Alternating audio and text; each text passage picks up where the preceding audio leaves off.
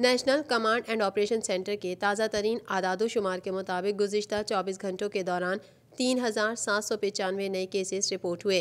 पंजाब में 1,23,762, सिंध में 1,84,486, खैबर पख्तूनख्वा में 39,676, बलूचिस्तान में 17,466, गिलगित बल्तिस्तान में 4,732, इस्लामाबाद में 32,816, जबकि आज़ाद कश्मीर में 7,356 केसेस रिपोर्ट हुए। मुल्क भर में अब तक 57,94,242 अफराद के टेस्ट किए गए।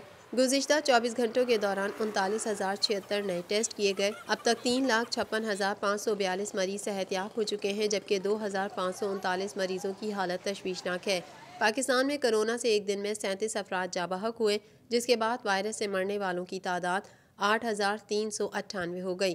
पंजाब में 3,177, सिंध में 3,019, खैबर पख्तूनख्वा में 1,413, इस्लामाबाद में 341, बलूचिस्तान में 169, गिलगित बल्तिस्तान में 98 और आज़ाद कश्मीर में 181 मरीज जान से हाथ धो बैठे।